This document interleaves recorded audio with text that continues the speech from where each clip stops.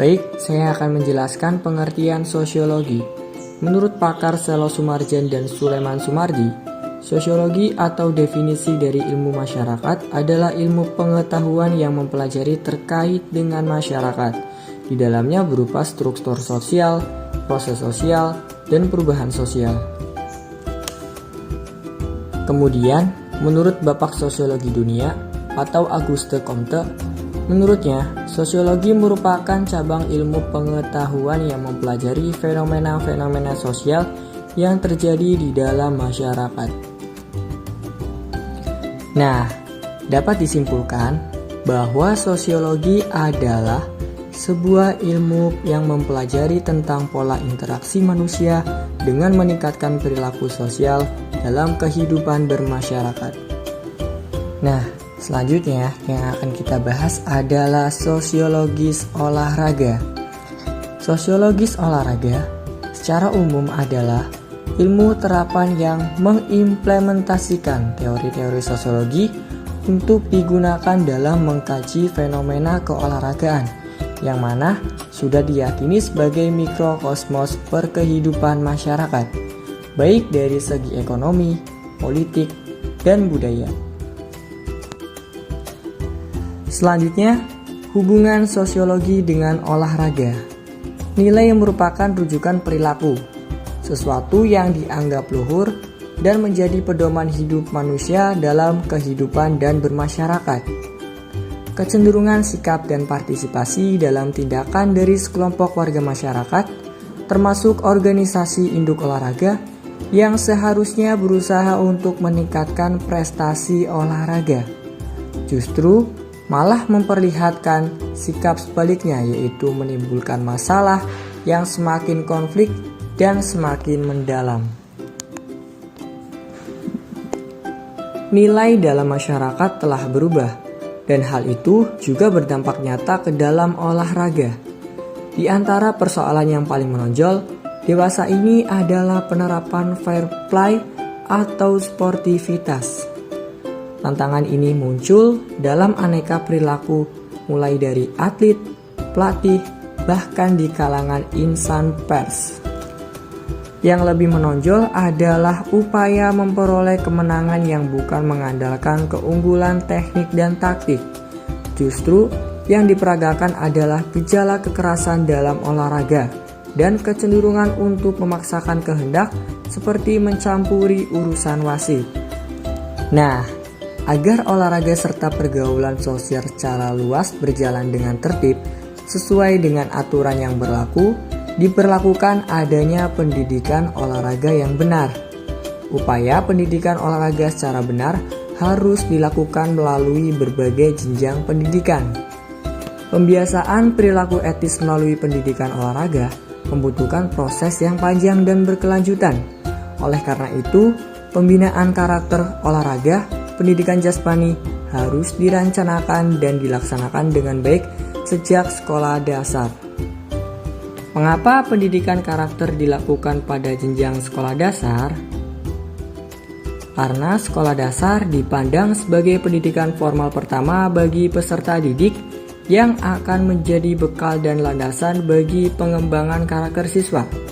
Namun, pembelajaran pendidikan jasmani di sekolah dasar lebih berorientasi pada pengembangan gerak.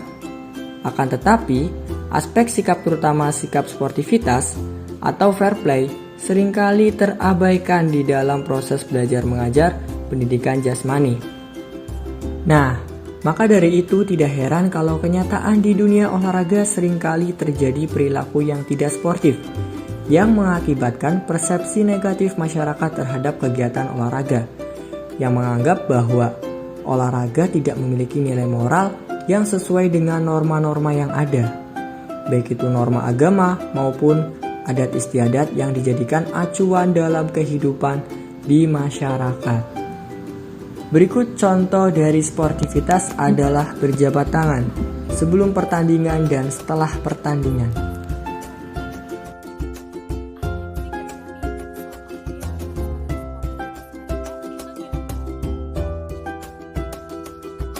Fair play merupakan kesadaran yang selalu melekat bahwa lawan bertanding adalah kawan bertanding yang diikat oleh persaudaraan olahraga.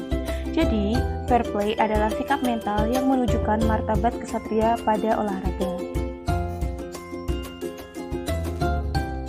Fair play ditunjukkan oleh pemain yang ketika dicurangi lawan tidak membalasnya, dan fair play dapat ditunjukkan oleh pemain yang bermain dengan semangat sejati atau mampu mengendalikan emosinya.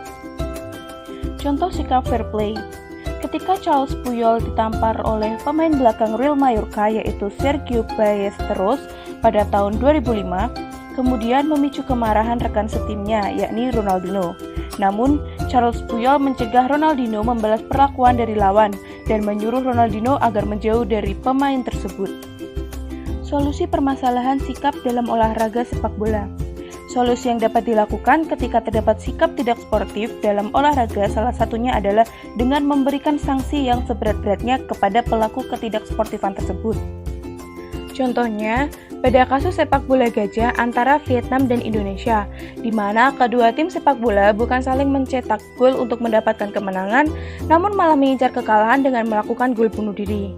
Dalam kasus tersebut, tim mendapatkan hukuman berupa kedua tim sama-sama tersingkir di perempat final, denda sebesar 40.000 US dollar untuk Indonesia, dan untuk Mursyid Effendi, pencetak gol bunuh diri, dilarang bermain sepak bola di ajang internasional seumur hidup.